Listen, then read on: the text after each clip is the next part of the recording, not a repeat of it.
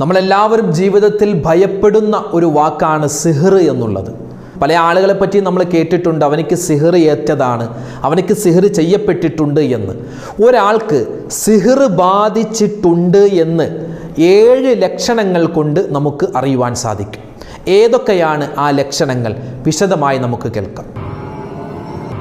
നമ്മളോട് അസൂയയുള്ള ആളുകൾ, നമ്മുടെ നന്മയിൽ ഇഷ്ടമില്ലാത്തവർ, നമ്മുടെ വളർച്ചയിൽ അസൂയയുള്ള ആളുകൾ, അതുപോലെ തന്നെ നമുക്ക് സിഹർ ചെയ്യാൻ സാധ്യതയുള്ളവർ, ഇങ്ങനെയുള്ള ആളുകളുടെ ഒരു 6 അടയാളങ്ങൾ മഹാന്മാരെ കിതാബുകളിൽ രേഖപ്പെടുത്തുന്നുണ്ട്. അതായത് നമുക്ക് സിഹർ ചെയ്യാൻ സാധ്യതയുള്ള 6 വിഭാഗം ആളുകൾ. അവരാരൊക്കെയാണെന്ന് നമുക്കൊന്ന് കേൾക്കാം. ഒരു മനുഷ്യന് സിഹർ ബാധിച്ചിട്ടുണ്ട് അല്ലെങ്കിൽ കണ്ണേറ് ബാധിച്ചിട്ടുണ്ട് എന്ന് ഈ അടയാളങ്ങൾ പറയുന്നതിലൂടെ നമുക്ക് മനസ്സിലാക്കാൻ പറ്റും. അങ്ങനെ എന്തെങ്കിലും ഒരു ബുദ്ധിമുട്ട് ഉണ്ട് എങ്കിൽ ആ സിഹർ ബാത്തിലാക്കാൻ, ഇല്ലാതാക്കി കളയാൻ ഒരു 6 കാര്യങ്ങൾ നമ്മൾ ഇൻഷാ അല്ലാഹ് ഈ വീഡിയോയുടെ അവസാനം പരിചയപ്പെടുകയാണ്. സിഹർ ബാത്തിലാക്കാൻ മുത്തു റസൂല് പഠിപ്പിച്ച, മഹാന്മാര് പഠിപ്പിച്ച 6 ഉപാധികൾ. ചില ആളുകൾ ഇതൊക്കെ കേൾക്കുമ്പോൾ ചിന്തിച്ചേക്കാം, സിഹറുണ്ടോ, കണ്ണേറുണ്ടോ, അതൊക്കെ അന്ധവിശ്വാസമല്ലേ, അതൊക്കെ മറ്റുള്ള മതവിശ്വാസികൾ പറയുന്നതല്ലേ? അല്ല, സിഹർ അള്ളാഹുവിൻ്റെ ഒരു സൃഷ്ടിയാണ്. മഹാനായ ആദം നബി അലൈഹി സ്വലാത്തു വസ്സലാമിൻ്റെ കാലം മുതൽ സുലൈമാൻ നബിയുടെ കാലം മുതലേ ഉള്ള ഒരു കാര്യമാണ്. മുത്തു റസൂലിന് പോലും സിഹർ ബാധ ഏറ്റിട്ടുണ്ട് എന്ന് സ്വഹീഹായ ഹദീസിൽ കാണുവാൻ സാധിക്കും. ഇതിനാരും നിഷേധിക്കേണ്ട കാര്യമില്ല, ഇതൊക്കെ വസ്തുനിഷ്ഠമായ കാര്യമാണ്. സിഹർ എങ്ങനെയാണ് ബാധിക്കുക, സിഹറിനെ തടയാനുള്ള മാർഗങ്ങൾ എന്താണ്, സിഹറുമായി ബന്ധപ്പെട്ട് അറിഞ്ഞിരിക്കേണ്ട സുപ്രധാനപ്പെട്ട കാര്യങ്ങൾ അടങ്ങുന്ന ഈ വീഡിയോ നിങ്ങൾ കാണുക. അസ്സലാമു അലൈക്കും വറഹ്മത്തുള്ളാഹി. ബിസ്മില്ലാഹി വൽഹംദുലില്ലാഹ് അസ്സലാത്തു വസ്സലാമു അലാ റസൂലില്ലാഹ് വഅലാ ആലിഹി വസ്വഹ്ബിഹി അജ്മഈൻ. അമ്മാ ബഅദ്. സ്നേഹ ബഹുമാനം നിറഞ്ഞ മുഅ്മിനീങ്ങളെ, അല്ലാഹു സുബ്ഹാനഹു വ തആല നമുക്കും നമ്മോട് ബന്ധപ്പെട്ട എല്ലാവർക്കും അള്ളാഹു ഇഹബര വിജയം നൽകി അനുഗ്രഹിക്കുമാറാവട്ടെ. നമ്മളോട് ദുആ കൊണ്ട് വസിയ്യത്ത് ചെയ്തവർ, കമൻറ്റുകൾ രേഖപ്പെടുത്തുന്നവർ, അവരുടെയും നമ്മുടെയും മനസ്സിലുള്ള ഹലാലായ മുറാദുകൾ അള്ളാഹു ഹാസിലാക്കുമാറാവട്ടെ. എല്ലാ വിഷമങ്ങളും, വേദനകളും, പ്രയാസങ്ങളും, രോഗങ്ങളും അള്ളാഹു മാറ്റിത്തരുമാറാവട്ടെ. എല്ലാ അപകടങ്ങളെ തൊട്ടും അള്ളാഹു കാക്കുമാറാവട്ടെ. ആമീൻ യാ റബ്ബൽ ആലമീൻ. ഈമാൻ കാര്യങ്ങളെന്ന് പറഞ്ഞാൽ ഒരു മുസൽമാൻ അവൻ്റെ ജീവിതത്തിൽ ഏറ്റവും കൂടുതൽ അറിഞ്ഞിരിക്കേണ്ടതും അവൻ മനസ്സിലാക്കേണ്ടതുമായ കാര്യങ്ങളാണ് ഈമാൻ കാര്യം. ഈമാൻ കാര്യങ്ങൾ 6 എണ്ണമാണ്. നമ്മളൊക്കെ അത് മദ്രസയിൽ പഠിച്ചിട്ടുണ്ട്. അള്ളാഹുവിൽ വിശ്വസിക്കുക, അള്ളാഹുവിൻ്റെ മലക്കുകളിൽ വിശ്വസിക്കുക, അള്ളാഹുവിൻ്റെ പ്രവാചകന്മാരിൽ വിശ്വസിക്കുക, അള്ളാഹുവിൻ്റെ കിതാബുകളിൽ വിശ്വസിക്കുക, ഖിയാമത്ത് നാളിൽ വിശ്വസിക്കുക, ഏറ്റവും ഒടുവിലായി നന്മയും തിന്മയും അള്ളാഹുവിൻ്റെ ഭാഗത്താണെന്ന് വിശ്വസിക്കുക. ഇതൊക്കെയാണ് ഈമാൻ കാര്യങ്ങൾ. അപ്പോൾ ഈ ഏറ്റവും അവസാനത്തെ കാര്യം, നന്മയും അള്ളാഹുവിൻ്റെ ഭാഗത്ത് നിന്നാണ്, തിന്മയും അള്ളാഹുവിൻ്റെ ഭാഗത്ത് നിന്നാണ്. നമുക്ക് എന്തെല്ലാം നന്മകൾ ജീവിതത്തിൽ കിട്ടുന്നുണ്ടോ, അത് നമ്മുടെ മക്കൾ നമുക്കൊരു നന്മയാണ്, അനുഗ്രഹമാണ്. നല്ലൊരു ജോലി നമുക്കൊരു അനുഗ്രഹമാണ്, നല്ലൊരു വീട് നമുക്ക് അനുഗ്രഹമാണ്, ഒരു സ്വാലിഹായ ഭർത്താവ്, സ്വാലിഹായ ഭാര്യ, അതും നമുക്ക് അനുഗ്രഹമാണ്. ഇതൊക്കെ ആരാ നൽകുന്നത്? അള്ളാഹുവാണ്. എന്നാൽ നമുക്ക് രോഗമുണ്ടാകുന്നു, അപകടമുണ്ടാകുന്നു, നമ്മുടെ വേണ്ടപ്പെട്ടവർ മരണപ്പെട്ടു പോകുന്നു, നമുക്ക് എന്തെങ്കിലും ജീവിതത്തിൽ വലിയ ബുദ്ധിമുട്ട്, പ്രയാസങ്ങൾ, പ്രശ്നങ്ങൾ ഉണ്ടാകുന്നു. ഇതും അല്ലാഹു തആല നൽകുന്നതാണ്, അള്ളാഹുവിൻ്റെ ഭാഗത്ത് നിന്നുണ്ടാകുന്നതാണ്. ഈ തിന്മയും അള്ളാഹുവിൻ്റെ ഭാഗത്ത് നിന്ന്, നന്മയും അള്ളാഹുവിൻ്റെ ഭാഗത്ത് നിന്ന്. ഈ തിന്മയിൽപ്പെട്ട ഒരുപാട് കാര്യങ്ങളുണ്ട്. തിന്മയിൽപ്പെട്ട ഒരുപാട് കാര്യങ്ങളിൽ പെട്ട ഒരു കാര്യമാണ് എന്ത്? സിഹർ ചെയ്യുക. അത് ഏറ്റവും വലിയ തിന്മയാണ്. എത്രമാത്രം? സബഉൽ മൂബിക്കാത്ത്, അതായത് 7 വൻ പാപങ്ങൾ. ആ വൻ പാപങ്ങളിൽ എണ്ണപ്പെട്ട ഒരു പാപമാണ് സിഹർ ചെയ്യുക. അപ്പോൾ ഈ സിഹർ എന്ന് പറഞ്ഞാൽ തിന്മയാണ്. അതും ആരുടെ ഭാഗത്ത് നിന്നാണ്? അള്ളാഹുവിൻ്റെ ഭാഗത്ത് നിന്ന്. ഇപ്പോൾ ഇതൊക്കെ വിശ്വസിക്കൽ ഒരു മുസൽമാനെ സംബന്ധിച്ചിടത്തോളം നിർബന്ധമാണ്.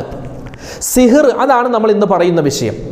അപ്പോൾ സിഹർ ആവട്ടെ, ആഭിചാര കർമ്മമാവട്ടെ, കൂടോത്രം, ഇങ്ങനെ പല പല സ്ഥലങ്ങളിൽ പല പല പേരുകളിലാണ് ഈ ഒരു പ്രവൃത്തി അറിയപ്പെടുന്നത്. അപ്പം ഈ ഒരു പ്രവൃത്തി കൊണ്ട് ഒരേ ഒരു ഉദ്ദേശമേ ഉള്ളൂ, മനുഷ്യന് നാശമുണ്ടാവുക. മനുഷ്യന് നാശമുണ്ടാവുക. ഈ നാശമുണ്ടാവലും അള്ളാഹുവിൻ്റെ ഭാഗത്ത് നിന്നാണ്. ഇനി നമുക്കതിൻ്റെ വിശാലമായ ചർച്ചയിലേക്ക് കടക്കാം. സിഹർ എന്ന് പറയുമ്പോൾ സിഹർ ഉള്ളതാണോ, അതൊക്കെ അവർ അന്ധവിശ്വാസമല്ലേ, സിഹറൊന്നും ഇല്ലല്ലോ എന്ന് പറയുന്ന ചില ആളുകളെ നമുക്കിടയിൽ കാണുവാൻ സാധിക്കും. സിഹർ എന്ന് പറഞ്ഞ കൂടോത്രം അതൊക്കെ ഉള്ളത് തന്നെയാണ്. അത് പരിശുദ്ധമായ ഖുർആൻ സാക്ഷ്യപ്പെടുത്തിയതാണ്, അള്ളാഹുവിൻ്റെ റസൂലിൻ്റെ ഹദീസുകൾ സാക്ഷ്യപ്പെടുത്തിയതാണ്. നബി സല്ലല്ലാഹു അലൈഹി വസല്ലമ തങ്ങൾക്ക് പോലും സിഹറിൻ്റെ ചില ബുദ്ധിമുട്ടുകൾ ഉണ്ടായി എന്ന് സ്വഹീഹായ ഹദീസുകളിൽ ഉൾപ്പെടെ നമുക്ക് കാണാൻ സാധിക്കുന്നതാണ്. ഇൻഷാ അല്ലാഹ് അതിലേക്കൊക്കെ നമുക്ക് കടന്നു വരാം. ഇനി ഒരു മനുഷ്യൻ സിഹിർ ചെയ്താൽ, ഒരാൾ സിഹിർ ചെയ്യുക എന്ന് പറഞ്ഞാൽ സ്വന്തമായിട്ട് സിഹിർ ചെയ്യുന്ന ആളുകളുണ്ട്. അയാൾക്ക് എന്തെങ്കിലും അറിയാമായിരിക്കും, അതുമായി ബന്ധപ്പെട്ട് അതൊക്കെ വെച്ചിട്ട് ചിലപ്പോൾ തൻ്റെ കൂടപ്പിറപ്പിനോട്, ചിലപ്പോൾ സഹോദരന് ചെയ്യുന്നവർ, ഈ 90% സിഹിർ ചെയ്യുന്നത് നമ്മുടെ കുടുംബക്കാർ തന്നെയാവും, നമ്മുടെ ബന്ധുമിത്രാദികൾ തന്നെ അസൂയ മൂലം ചെയ്യുന്നതാണ്. ചിലപ്പോൾ നമ്മുടെ സമ്പത്ത് കണ്ടിട്ട്, അല്ലെങ്കിൽ നമ്മുടെ സന്താനങ്ങളെ കണ്ടിട്ട്, അല്ലെങ്കിൽ നമ്മുടെ സ്ഥാനമാനങ്ങളെ കണ്ടിട്ട്, നമുക്ക് കിട്ടിയ അനുഗ്രഹങ്ങളിൽ വലിയ അസൂയയും കുശുമ്പും കൊണ്ട് ഇതൊക്കെ നഷ്ടപ്പെട്ടു പോകണം, അവനിക്ക് എല്ലാം നശിച്ചു പോകണമെന്ന ആ ഒരു നെയ്യത്തിലാണ് ഭൂരിഭാഗം ആളുകളും സിഹിർ ചെയ്യുന്നത്, കൂടോത്രം ചെയ്യുന്നത്. അത് ചെയ്യാൻ പാടില്ല, വലിയ വൻ പാപമാണ്, വലിയ പാപമാണ് എന്ന് നമുക്ക് മഹാന്മാർ പഠിപ്പിച്ച് നൽകിയിട്ടുണ്ട്.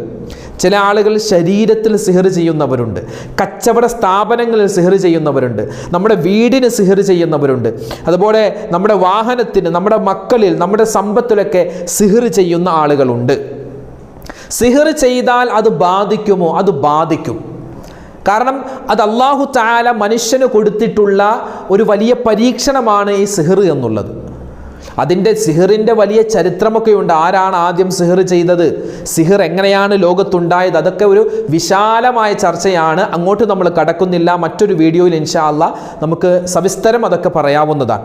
ഇന്ന് നമ്മൾ പറയാൻ ഉദ്ദേശിക്കുന്നത് മഹാന്മാരായ ഉലമാക്കൾ അവരുടെ കിതാബുകളിൽ സ്പഷ്ടമായി രേഖപ്പെടുത്തിയ ചില കാര്യങ്ങളാണ്. എന്താണ്? സിഹിർ ഒരു മനുഷ്യന് ചെയ്തിട്ടുണ്ട്, അയാളെ സിഹിർ ബാധിച്ചിട്ടുണ്ട് എന്ന് നമുക്ക് 7 അടയാളങ്ങളെ കൊണ്ട് തിരിച്ചറിയാൻ പറ്റും. ചില ആളുകൾക്ക് അറിയാൻ പറ്റില്ല എനിക്ക് സിഹിർ ആണോ. ചിലവർ ആളുകളുണ്ട്, അവർക്ക് ഭയങ്കരമായ അസുഖമായിരിക്കും, ഭയങ്കര തളർച്ചയും ക്ഷീണമൊക്കെ ഉണ്ടാകും, പക്ഷേ ഹോസ്പിറ്റലിൽ കൊണ്ടുപോയിട്ട് പരിശോധിക്കുമ്പോൾ ഒരു കുഴപ്പവുമില്ല. അങ്ങനെ എത്രയോ കേസുകളുണ്ട്. ഇവിടെ നമ്മൾ പറയാൻ ഉദ്ദേശിക്കുന്നത്, സിഹിർ ബാധിച്ച ഒരു മനുഷ്യന് അവനിക്ക് ശരീരത്തിലുണ്ടാകുന്ന 7 അടയാളങ്ങൾ, 7 അല്ല 7നേക്കാൾ ഒരുപാട് അടയാളങ്ങൾ പല ആളുകളിലും പല രൂപത്തിലും പല ഭാവത്തിലുമാകും ഈ അടയാളങ്ങൾ കാണുക. ഇന്ന് നമ്മൾ പറയാൻ ഉദ്ദേശിക്കുന്നത് 7 അടയാളങ്ങളാണ്. അതോടൊപ്പം തന്നെ ഒരു മനുഷ്യൻ നമ്മളെ സിഹിർ ചെയ്തിട്ടുണ്ടോ, സിഹിർ ചെയ്യുന്ന ആളുകളുടെ മൊത്തത്തിലെ ഒരു സ്വഭാവമുണ്ട്. അതായത് സിഹിർ ചെയ്യുന്ന ആളുകളെ തിരിച്ചറിയാനുള്ള 6 മാർഗങ്ങളും ഇൻഷാ അല്ലാഹ് നമുക്ക് ഈ വീഡിയോയിലൂടെ പറയാവുന്നതാണ്. അപ്പോൾ ആദ്യം പറയുന്നത്, സിഹിർ ബാധയേറ്റാൽ 7 അടയാളങ്ങൾ ഉണ്ടാകും. ഒന്നാമത്തേത് മഹാന്മാർ പറയുന്നു, ശക്തമായ ക്ഷീണമാണ്, എപ്പോഴും തളർച്ച.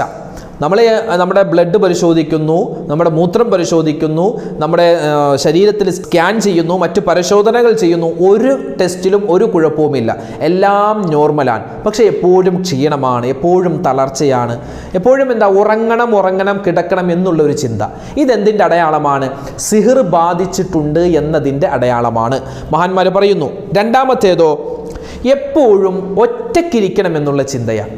എപ്പോഴും ഒറ്റയ്ക്കിരിക്കണം. ആളുകൾ ആരെങ്കിലും വന്നാൽ അവരോട് സംസാരിക്കാൻ, അവരോട് ഇടപെടാൻ, അവരോട് എന്തെങ്കിലും ഒരു കാര്യങ്ങൾ ചോദിക്കാൻ, അതിനൊക്കെ ഒരു മടി, അതിനൊന്നും ഒരു താല്പര്യമില്ല. എപ്പോഴും എനിക്ക് ഒറ്റയ്ക്കിരിക്കണം, എപ്പോഴും ഒറ്റയ്ക്കിരിക്കണം എന്നുള്ള ഒരു ചിന്ത. അതെന്താണ്? മറ്റുള്ളവരോട് ബന്ധപ്പെടാതെ എപ്പോഴും ഒറ്റയ്ക്കിരിക്കണം എന്നുള്ള ചിന്ത സിഹിർ ബാധ ഏറ്റവൻ്റെ അടയാളമാണ് എന്ന് മഹാന്മാർ രേഖപ്പെടുത്തുകയാണ്. മൂന്നാമത്തേതോ, ഉറക്കമില്ലായ്മയാണ്. രാത്രിയാവട്ടെ പകലാവട്ടെ ഒരു ഉറക്കത്തിൻ്റെ ഒരു ലാഞ്ചന പോലുമില്ല. ചിലപ്പോൾ ഉറക്കം വരുന്നതായിട്ട് തോന്നും, പക്ഷെ കിടക്കുമ്പോൾ ഉറക്കം വരുന്നില്ല. അങ്ങോട്ടും ഇങ്ങോട്ടും തിരിഞ്ഞു കിടക്കും, പക്ഷെ വരുന്നില്ല. രാത്രി അങ്ങോട്ട് നോക്കുന്നു, ജനലിലൂടെ പുറത്തു നോക്കുന്നു, ദിക്റുകൾ ചൊല്ലുന്നു, സ്വലാത്തുകൾ പറയുന്നു, ഉറക്ക ഗുളികൾ കഴിക്കുന്നു, ഒരു മാറ്റവുമില്ല, ഉറക്കം വരാത്ത അവസ്ഥ. അതെന്താണ്? സിഹിർ ബാധയേറ്റവൻ്റെ അടയാളമാണെന്ന് മഹാന്മാർ പഠിപ്പിക്കുന്നു. നാലാമത്തേതോ, ഭയാനകരമായ സ്വപ്നങ്ങൾ പലപ്പോഴും കാണുന്നു. ഭയാനകരമായ സ്വപ്നങ്ങൾ തുടർച്ചയായിട്ട്. ഇനി അഥവാ ഉറങ്ങിക്കഴിഞ്ഞാൽ, ഉറക്കം ഉണ്ടാവില്ല, ഇനി അഥവാ ഉറങ്ങിക്കഴിഞ്ഞാൽ പെട്ടെന്ന് ഞെട്ടി എഴുന്നേൽക്കുക, ഭയപ്പെടുത്തുന്ന പല സ്വപ്നങ്ങളും അവൻ്റെ ജീവിതത്തിൽ അവനിങ്ങനെ കാണുകയാണ്. അതെന്താണ്? ഈ സിഹിർ ബാധിച്ചവൻ്റെ അടയാളങ്ങളിൽപ്പെട്ടതാണ്. അഞ്ചാമതായി മഹാന്മാർ പറയുന്നു, മറ്റുള്ളവരോട് സംസാരിക്കാൻ മടി, അതായത് മറ്റുള്ളവരോട് കാര്യങ്ങൾ തുറന്ന് എന്തെങ്കിലുമൊക്കെ പറഞ്ഞാലല്ലേ, ഇപ്പം നമ്മുടെ മനസ്സിൽ എന്തെങ്കിലും പ്രയാസങ്ങളുണ്ട്, പ്രശ്നങ്ങളുണ്ട്, അത് തുറന്ന് പറഞ്ഞാലല്ലേ നമുക്ക് അതിൻ്റെ പരിഹാരം കാണുവാൻ സാധിക്കൂ. പക്ഷേ മറ്റുള്ളവരോട് ഒന്നും പറയൂല, ഒന്നും പറയൂല. നമ്മളോട് ആരെങ്കിലും എന്തെങ്കിലും ചോദിച്ചാൽ ഒന്നുമില്ല എന്ന് പറഞ്ഞില്ലേ, പെട്ടെന്ന് ദേഷ്യം വരിക. എന്തെങ്കിലും ആരെങ്കിലും ചോദിച്ചാൽ പെട്ടെന്ന് ദേഷ്യം വരിക, ഒന്നുമില്ല എന്ന് പറഞ്ഞ് അവരെ ഒഴിവാക്കുക, മറ്റുള്ളവരോട് സംസാരിക്കാൻ മടി തോന്നുക. ഇനി അഥവാ എന്തെങ്കിലും സംസാരിച്ചാൽ സംസാരം ശരിയാവാതെ വരിക, അങ്ങനെ ചില സംസാരവുമായി ബന്ധപ്പെട്ട് ഒരുപാട് പ്രശ്നങ്ങൾ ഉണ്ടാവുക. ഇതെന്താണ്? സിഹിർ ബാധിച്ചവനുള്ള അടയാളമാണെന്ന് മഹാന്മാർ പഠിപ്പിക്കുന്നു. ആറാമത്തേതോ ശാരീരികമായ അസ്വസ്ഥതയും ശാരീരികമായ വേദനയും. എപ്പോഴും തലവേദന, എപ്പോഴും വയറുവേദന. അപ്പോൾ നമ്മൾ ടെസ്റ്റ് ചെയ്യുന്നു, ഒരു കുഴപ്പവുമില്ല. എത്ര വലിയ സ്കാൻ ചെയ്തിട്ടും ഒരു കുഴപ്പവുമില്ല, എത്ര വലിയ ടെസ്റ്റുകൾ നടത്തിയിട്ടും ഒരു കുഴപ്പവുമില്ല, എല്ലാം നോർമലാണ്. പക്ഷേ ശരീരത്തിന് എപ്പോഴും വേദന, എപ്പോഴും അസ്വസ്ഥതകൾ. ഇതൊക്കെ എന്താണ്? ഒരു സിഹിർ ബാധിച്ചവനുള്ള അടയാളങ്ങളാണെന്ന് മഹാന്മാർ പഠിപ്പിക്കുന്നു. ഏഴാമത്തേത് എപ്പോഴും അലസതയാണ്, എപ്പോഴും മടിയാണ്. അത് ഇബാദത്ത് ചെയ്യാൻ മടി, ഭക്ഷണം കഴിക്കാൻ മടി, പഠനത്തിൽ എപ്പോഴും മടി, അലസത. ഇങ്ങനെ അലസത ജീവിതത്തിൽ ഇങ്ങനെ തുടർച്ചയായി വന്നാൽ അതെന്തിൻ്റെ അടയാളമാണ്? സിഹിർ ബാധിച്ചിട്ടുണ്ട് എന്നതിന് ഉള്ള ഏറ്റവും വലിയ അടയാളമായിട്ട് മഹാന്മാർ പഠിപ്പിക്കുകയാണ്. അപ്പോൾ ഈ 7 കാര്യങ്ങൾ, ഈ 7 അല്ല 7നേക്കാൾ അധികമുണ്ട്, ഈ 7 കാര്യങ്ങളോ നമ്മുടെ ജീവിതത്തിൽ തുടർച്ചയായി നമുക്കുണ്ട് എങ്കിൽ നമുക്ക് സിഹിർ ബാധിച്ചിട്ടുണ്ട് എന്ന് നമുക്ക് മനസ്സിലാക്കുവാൻ സാധിക്കും. പിന്നെ ഇനി പറയാൻ ഉദ്ദേശിക്കുന്നത്, നമ്മോട് അസൂയയുള്ളവർ, നമ്മളെ ഇഷ്ടമില്ലാത്തവർ, നമുക്ക് സിഹിർ ചെയ്യാൻ സാധ്യതയുള്ള ആളുകൾ, ഇവരുടെ ചില സ്വഭാവങ്ങളാണ് ഇനി പറയാൻ പോകുന്നത്. ഇങ്ങനെയുള്ള ചില ആളുകളെ നമ്മൾ പ്രത്യേകം കരുതിയിരിക്കണം. കാരണം നമുക്ക് പണി തരാൻ അവർ കാത്തിരിക്കുകയാണ്. ഈ പറയുന്ന സ്വഭാവമുള്ള ആളുകൾ തന്നെ സിഹിർ ചെയ്യണം എന്നൊന്നും നിർബന്ധമില്ല, ഇവർ ചെയ്യാൻ വളരെയധികം സാധ്യതയുണ്ട്. അങ്ങനെ ഒരു 6 സ്വഭാവമുള്ള ആളുകൾ നമ്മുടെ ജീവിതത്തിൽ ചിലപ്പോൾ കടന്നു വന്നേക്കാം. അവരെ സൂക്ഷിക്കണമെന്നാണ് മഹാന്മാർ പഠിപ്പിക്കുന്നത്. എന്നിട്ട് ഒന്നാമതായി പറയുന്നു, നമുക്കൊരു അനുഗ്രഹമുണ്ടായാൽ, നമുക്കൊരു നിഅമത്ത് ലഭിച്ചാൽ, ആ നിഅമത്തിൽ കുറ്റം കണ്ടുപിടിക്കുന്ന ആളുകൾ, എപ്പോഴും കുറ്റങ്ങൾ മാത്രം പറയുന്ന ആളുകൾ, അവരെ കരുതിയിരിക്കണം. അവർ നമ്മളോട് അസൂയയുള്ളവരാണ്, അവർ നമ്മുടെ നന്മയിൽ ഇഷ്ടപ്പെടാത്തവരാണ്, അവർ സിഹിറും കണ്ണേറുമൊക്കെ ചെയ്യുവാനും പറയുവാനും വലിയ സാധ്യതയുണ്ട് എന്ന് മഹാന്മാർ പഠിപ്പിക്കുന്നു. നമ്മളൊരു വീട് വെച്ചു, എല്ലാവർക്കും ഇഷ്ടപ്പെട്ടു, നല്ല വീടാണ്, എല്ലാവർക്കും ഇഷ്ടപ്പെട്ടു. പക്ഷേ ഒരാൾ വന്നിട്ട് പറഞ്ഞു, ഇതാണോ വീട്? നീ എന്നോട് പറഞ്ഞെങ്കിൽ ഞാൻ ഇതിനേക്കാൾ നല്ലൊരു പ്ലാൻ പറഞ്ഞു തന്നേനല്ലോ. ഇപ്പോൾ ഇത് കണ്ടോ, ഈ ഷോക്കേസ് എന്താ ഇങ്ങനെ ഇരിക്കുന്നത്, അല്ലെങ്കിൽ സ്റ്റെയർ റൂം എന്താ ഇങ്ങനെ ഇരിക്കുന്നത്, അല്ലെങ്കിൽ എന്താണ് റൂം എന്താ അങ്ങനെ ഇരിക്കുന്നത്, കിച്ചൺ എന്താ ഇങ്ങനെ ഇരിക്കുന്നത്. എപ്പോഴും എന്തെങ്കിലുമൊക്കെ കുറ്റങ്ങൾ മാത്രം, നന്മ ഒന്നും പറയൂല, എപ്പോഴും കുറ്റവും കുറവും മാത്രം. നമുക്കെന്തെങ്കിലും അനുഗ്രഹം കിട്ടിയിട്ടുണ്ടെങ്കിൽ അതിൽ പറയുന്ന ആളുകൾ അവരെന്താണ്?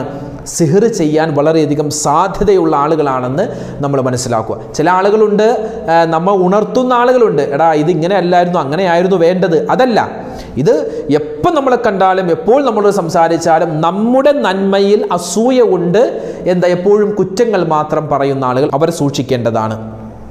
രണ്ടാമത്തേത്, നമ്മുടെ മുന്നിൽ നമ്മെ പുകഴ്ത്തി പറയുകയും നമ്മുടെ അസാന്നിധ്യത്തിൽ, നമ്മളില്ലാത്ത സമയത്ത് നമ്മളെ ഇകഴ്ത്തി പറയുന്ന ആളുകളാണ്. അതായത് പറയാറുണ്ടല്ലോ സാധാരണ, 2 കാല് 2 വള്ളത്തിലാണ് എന്ന്. മുനാഫിക്കിൻ്റെ സ്വഭാവം, കപട വിശ്വാസിയുടെ സ്വഭാവം.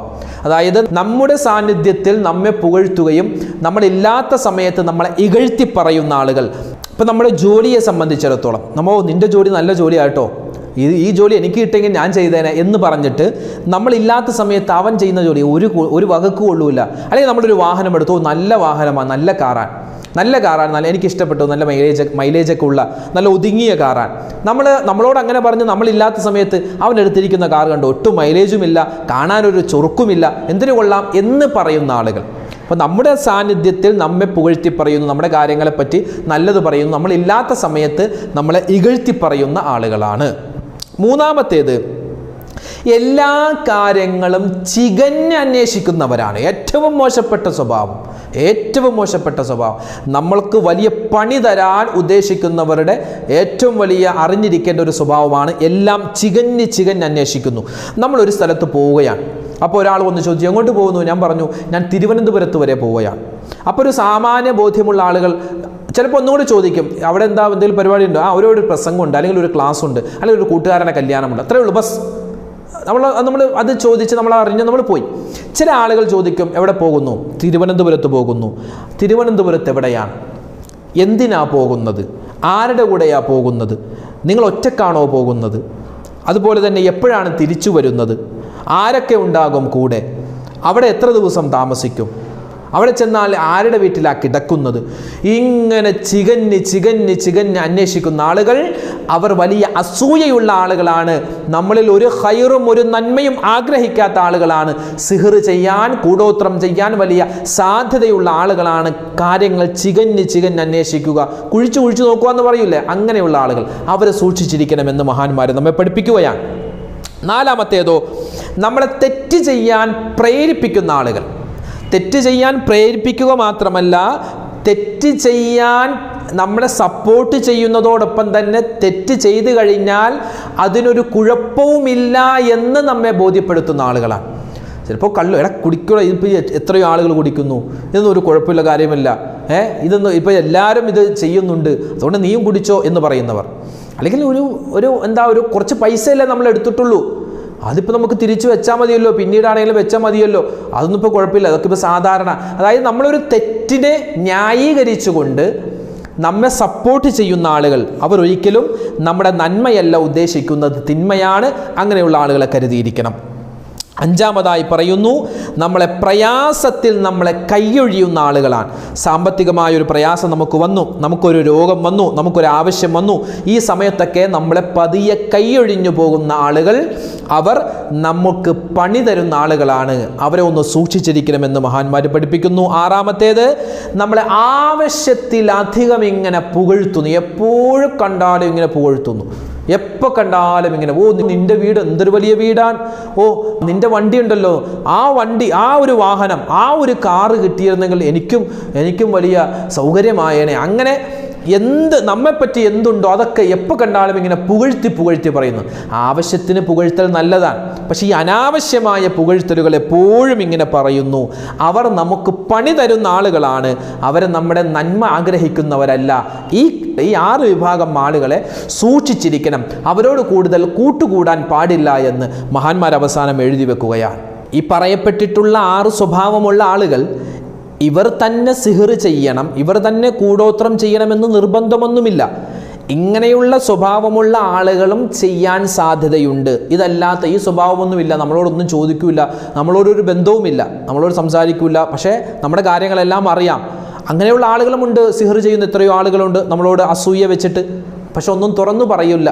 അങ്ങനെയുള്ള ആളുകളുമുണ്ട്. പക്ഷെ ഇവിടെ പറഞ്ഞ ഈ 6 വിഭാഗം ആളുകൾ, ഇവരെ ഈ സ്വഭാവമുള്ള ആളുകൾ ഒരു പക്ഷേ ഈ സിഹറും ഈ കൂടോത്രമൊക്കെ ചെയ്യാൻ നമ്മളോട് അസൂയയും കുശുംബവും ഇങ്ങനെ കൂടിക്കൂടി വന്ന് നമുക്ക് കിട്ടിയ അനുഗ്രഹങ്ങൾ ഇല്ലാതായി പോവാൻ, ഇതുപോലുള്ള മോശത്തരമായ പ്രവൃത്തി ചെയ്യാൻ വളരെ സാധ്യത കൂടുതലാണ് എന്നാണ് നമുക്ക് ഇതിൽ നിന്നും മനസ്സിലാകുന്നത്. മഹാന്മാർ അങ്ങനെയാണ് രേഖപ്പെടുത്തുന്നത്. ഇതൊക്കെ ഒരു സൈക്കോളജിയാണ്. അതായത് ഇങ്ങനെയുള്ള സ്വഭാവമുള്ള ആളുകളെ നമ്മളൊന്ന് സൂക്ഷിക്കേണ്ടതുണ്ട്. ഇങ്ങനെയുള്ള ആളുകൾ നമുക്ക് പണി തരാൻ വളരെയധികം സാധ്യതയുണ്ട് എന്ന ഒരു ബോധ്യം ഈ കേൾക്കുന്ന നമുക്കെല്ലാവർക്കും ഉണ്ടാവണം. ഇത്തരത്തിൽ ഏതെങ്കിലും ഒരു സ്വഭാവം നമുക്കുണ്ട് എങ്കിൽ അത് ഇന്ന് തന്നെ, ഈ ഒരു സംസാരം കേൾക്കുമ്പോൾ തന്നെ അത്തരത്തിലുള്ള ആ ദുസ്വഭാവം ഉണ്ട് എങ്കിൽ അത് മാറ്റേണ്ടതാണ്. ഇല്ലെങ്കിൽ അതിൻ്റെ വലിയ ഭവിഷ്യത്ത് നമ്മുടെ കുടുംബത്തിൽ നമുക്ക് തന്നെ വരുന്നതാണ്. ആ കാര്യം പ്രത്യേകം ശ്രദ്ധിക്കുക. അപ്പോൾ സിഹ്ർ ബാധിച്ചാൽ ഒരു മനുഷ്യനുണ്ടാകുന്ന 7 അടയാളങ്ങൾ, സിഹ്ർ ചെയ്യാൻ സാധ്യതയുള്ള ആളുകളുടെ 6 അടയാളങ്ങൾ. മാത്രമല്ല ഇനി പറയാൻ പോകുന്നത്, ഒരു മനുഷ്യന് സിഹ്ർ ബാധിച്ചിട്ടുണ്ട്, അല്ലെങ്കിൽ കണ്ണേറ് ബാധിച്ചിട്ടുണ്ട്, കൂടോത്രം ചെയ്യപ്പെട്ടിട്ടുണ്ട് എന്ന് തിരിച്ചറിഞ്ഞാൽ അയാൾ ചെയ്യേണ്ട ചില കാര്യങ്ങളാണ്. അത് ഇൻഷാ അല്ലാഹ് അതും കൂടി പറയുകയാണ്. എന്താ?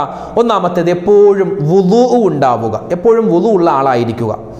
പിന്നെ മാത്രമല്ല എല്ലാ നമസ്കാരത്തിന് ശേഷവും യാ ഹാദി യാ അല്ലാ, യാ ഹാദി യാ അല്ലാ, യാ ഹാദി യാ അല്ലാ, എല്ലാ സന്മാർഗവും എല്ലാ ദുർമാർഗവും മാറ്റിവെച്ച് സന്മാർഗം ജനങ്ങളിലേക്ക് മനുഷ്യർക്ക് കൊടുക്കുന്ന റബ്ബേ, നേർമാർഗം കാണിച്ചു തരുന്ന റബ്ബേ എന്നർത്ഥം വരുന്ന യാ ഹാദി യാ അല്ലാ എന്ന ദിക്ർ ഒരുപാട് വട്ടം നമസ്കാരത്തിന് ശേഷവും അല്ലാത്തപ്പോഴും പറഞ്ഞുകൊണ്ടിരിക്കുക.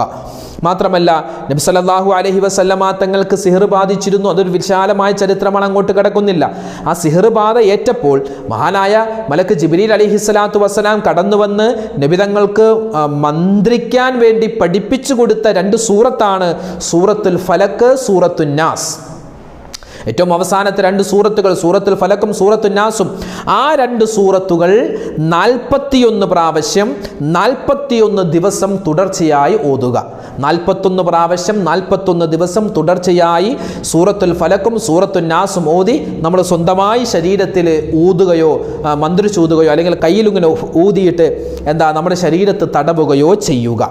4ാമത്തെ കാര്യം, ആയത്തുൽ കുർസി 1 പ്രാവശ്യം, ആമന റസൂൽ 1 പ്രാവശ്യം കിടക്കുന്ന സമയത്ത് പാരായണം ചെയ്യേണ്ടതാണ്. 5ാമത്തേത് സൂറത്തുൽ ഫത്ഹിന്റെ അവസാനത്തെ ആയത്ത് മുഹമ്മദുർ റസൂലുള്ളാഹ് വല്ലദീന മഅഹു അശിദ്ദാഉ അലൽ കുഫാർ എന്ന് തുടങ്ങുന്ന സൂറത്തുൽ ഫത്ഹിന്റെ ഏറ്റവും അവസാനത്തെ ആയത്ത് നമ്മൾ സ്ഥിരമായി പാരായണം ചെയ്യുക. ഇതെന്തിന്? ഈ സിഹ്റിന് ബാധ്യതയെ തടയാൻ അത് വലിയ സഹായകരമാണ്. 6ാമത്തേത് 2 ദിക്റുകൾ എപ്പോഴും നമ്മൾ പറയുക. ഒരു ദിവസം 3 പ്രാവശ്യമെങ്കിലും പറയേണ്ടതുണ്ട്. 1 അഊദു ബികലിമാത്തില്ലാഹി താമ്മാത്തി മിൻ ശർരി മാ ഖലഖ്. നമ്മൾ പലപ്പോഴും ഈ ഒരു ദിക്ർ പരിചയപ്പെട്ടിട്ടുള്ളതാണ്. അഊദു ബികലിമാത്തില്ലാഹി താമ്മാത്തി മിൻ ശർരി മാ ഖലഖ്. അഊദു ബികലിമാത്തില്ലാഹി താമ്മാത്തി മിൻ ശർരി മാ ഖലഖ്. അതോടൊപ്പം തന്നെ ബിസ്മില്ലാഹില്ലദീ ലാ യദുറു മഅസ്മിഹി ശൈഉൻ ഫിൽ അർളി വലാ ഫിസ് സമാഇ വഹുവസ് സമീഉൽ അലീം. ബിസ്മില്ലാഹില്ലദീ ലാ യദുറു മഅസ്മിഹി ശൈഉൻ ഫിൽ അർളി വലാ ഫിസ് സമാഇ വഹുവസ് സമീഉൽ അലീം. ഈ ഒരു ദിക്ർ, ഇത് രണ്ടും അല്ലാഹുവേ നീ സൃഷ്ടിച്ചിട്ടുള്ള മുഴുവൻ ഷർറുകളെ തൊട്ടും, ആകാശത്തിലുള്ള ഷർറ്, ഭൂമിയിലുള്ള ഷർറ്, എല്ലാ ഷർറ് ബലാ മുസീബത്തുകളെ തൊട്ടും റഹ്മാനായ റബ്ബേ ഞങ്ങളെ നീ കാക്കണേ എന്നാണ് ഇതിൻ്റെ രണ്ടിൻ്റെയും മൊത്തത്തിലുള്ള അർത്ഥം. അപ്പോൾ അള്ളാഹുവിൻ്റെ ഇസ്മുകൾ പറഞ്ഞ് അള്ളാഹുവിനോട് നമ്മൾ അഭയം തേടുന്ന ഈ 2 ദിക്റുകൾ. 1ാമത്തേത് അഊദു ബികലിമാത്തില്ലാഹി താമ്മാത്തി മിൻ ശർരി മാ ഖലഖ്. 2ാമത്തേത് ബിസ്മില്ലാഹില്ലദീ ലാ യദുറു മഅസ്മിഹി ശൈഉൻ ഫിൽ അർളി വലാ ഫിസ് സമാഇ വഹുവസ് സമീഉൽ അലീം. ഈ 2 ദിക്റുകളും സ്ഥിരമായി പറയുക. അപ്പോൾ ഈ കാര്യങ്ങളൊക്കെ ശ്രദ്ധിച്ചാൽ സിഹ്ർ ബാധ്യത അത് നമുക്ക് ഒരു പരിധിവരെ തടയാൻ പറ്റുന്നതാണ്. അല്ലാഹു സുബ്ഹാനഹു വ തആല നമുക്കോ നമ്മുടെ കുടുംബത്തിലെ ആർക്കെങ്കിലുമോ ഇത്തരത്തിലുള്ള വലിയ പ്രയാസങ്ങൾ ഉണ്ട് എങ്കിൽ അള്ളാഹു വേഗത്തിൽ അതൊക്കെ ശിഫാ നൽകി അതൊക്കെ ഇല്ലായ്മ ചെയ്ത് നമ്മളെല്ലാവരെയും അള്ളാഹു സലാമത്തിലാക്കുമാറാവട്ടെ. ആമീൻ യാ റബ്ബൽ ആലമീൻ. അൽഹംദുലില്ലാ, ന്യൂസിലാൻഡ് ഇസ്ലാമിക് ചാനൽ ഇത്തരം വ്യത്യസ്തമായ വീഡിയോകൾ നിങ്ങൾക്ക് എത്തിക്കുമ്പോൾ അതൊക്കെ കാണുക. ഈ പറയപ്പെട്ട കാര്യങ്ങൾ മറ്റുള്ളവരിലേക്ക് ഷെയർ ചെയ്തു കൊടുക്കുക. ഇത്തരം വ്യത്യസ്തമായ വീഡിയോകൾ നമ്മുടെ മൊബൈലിൽ നോട്ടിഫിക്കേഷനായി ലഭിക്കാൻ, നമ്മുടെ ചാനലിൽ അപ്ലോഡ് ചെയ്യുന്ന വീഡിയോകൾ നമുക്ക് മൊബൈലിൽ എപ്പോഴും കിട്ടിക്കൊണ്ടിരിക്കാൻ ഈ ചാനൽ മറക്കാതെ സബ്സ്ക്രൈബ് ചെയ്യുക. നമ്മൾ ഈ പറയപ്പെട്ട കാര്യങ്ങൾ ജീവിതത്തിൽ അമൽ ചെയ്യുകയും ചെയ്താൽ വലിയ പ്രതിഫലമാണ് അള്ളാഹു നൽകുന്നത്. പ്രത്യേകിച്ച് ഒരുപാട് പേര് ദുആ കൊണ്ട് വസിയ്യത്ത് ചെയ്യുന്നവരുണ്ട്. അള്ളാഹു തആല അവരുടെയും നമ്മുടെയൊക്കെ എല്ലാ പ്രയാസങ്ങളും എല്ലാ പ്രശ്നങ്ങളും എല്ലാ സങ്കടങ്ങളും മാറ്റി എല്ലാവിധ ഖൈറുകളും ജീവിതത്തിൽ പ്രദാനം ചെയ്ത് അനുഗ്രഹിക്കുമാറാവട്ടെ. അതോടൊപ്പം തന്നെ ഒരുപാട് പ്രശ്നത്തിലകപ്പെട്ടവരുണ്ട്. ഈ കടങ്ങൾ കൊണ്ട് ബുദ്ധിമുട്ടുന്നവർ, അതുപോലെ മക്കളില്ലാത്തവർ, അതുപോലെ ജോലിയില്ലാത്തവർ, വിദേശത്തേക്ക് പോകാൻ ആഗ്രഹിക്കുന്നുണ്ട് പക്ഷേ അതിനുള്ള തയ്യാറെടുപ്പ് ശരിയാകുന്നില്ല, പിന്നെ വിദേശത്ത് എത്തിയിട്ട് അവിടെ ജോലി ശരിയാവാത്ത ആളുകൾ, പിന്നെ വീടില്ലാത്ത ആളുകൾ, അങ്ങനെ ഒരുപാട് പ്രയാസങ്ങളുള്ളവരുണ്ട്. അല്ലാഹു സുബ്ഹാനഹു വ തആല എല്ലാവരുടെയും എല്ലാ പ്രയാസങ്ങളും പ്രശ്നങ്ങളും മാറ്റിക്കൊടുക്കുമാറാവട്ടെ. ഈ സിഹ്റുമായി ബന്ധപ്പെട്ട എന്തെല്ലാം ബുദ്ധിമുട്ടുകൾ ആരെല്ലാം അനുഭവിക്കുന്നുണ്ടോ അള്ളാഹു എല്ലാവർക്കും സലാമത്ത് നൽകി അനുഗ്രഹിക്കുമാറാവട്ടെ. മരണപ്പെട്ടു പോയവർക്ക് അള്ളാഹു മഗ്ഫിറത്ത് നൽകട്ടെ. ആമീൻ. ഈ വീഡിയോയുടെ എൻഡ് സ്ക്രീനായി പരിചയപ്പെടുത്തുന്ന അടുത്ത വീഡിയോ നമ്മൾ ഇതിൽ പറഞ്ഞത് സിഹ്റുമായി ബന്ധപ്പെട്ട കാര്യമാണ്. മാരണം എന്നാണ് സിഹ്റിൻ്റെ അർത്ഥം. എന്നാൽ കണ്ണേർ, ഐനുണ്ട്, കണ്ണേറുണ്ട്. കണ്ണേർ എന്താണ്? കണ്ണേറ് ബാധിച്ച ആൾക്കുണ്ടാകുന്ന അടയാളങ്ങൾ എന്തൊക്കെയാണ്? കണ്ണേറിനെ തടയാൻ എന്തൊക്കെ ചെയ്യണം? സിഹിർ വേറെയാണ്, കണ്ണേറ് മറ്റൊന്നാണ്. ഇത് തമ്മിലുള്ള വ്യത്യാസം എന്താണ്? കണ്ണേറുമായി ബന്ധപ്പെട്ട് ഒരുപാട് കാര്യങ്ങൾ അടങ്ങുന്ന ഒരു വീഡിയോ മുമ്പ് നമ്മൾ അപ്ലോഡ് ചെയ്തിട്ടുണ്ട്. ആ വീഡിയോ കാണാൻ ഈ കാണുന്ന യൂട്യൂബ് ലിങ്കിൽ നിങ്ങൾ ക്ലിക്ക് ചെയ്യുക. കണ്ണേറുമായി ബന്ധപ്പെട്ട് അത് ബാത്തിലാക്കാൻ, അത് ഇല്ലാതായി പോവാനുള്ള മാർഗങ്ങൾ ഉൾപ്പെടെ നമ്മൾ പറഞ്ഞിട്ടുള്ള ആ വീഡിയോ നിങ്ങൾ കാണുക, അത് മറ്റുള്ളവരിലേക്ക് എത്തിച്ചു കൊടുക്കുക. അസ്സലാമു അലൈക്കും വറഹ്മത്തുള്ളാഹി വബറകാതുഹു.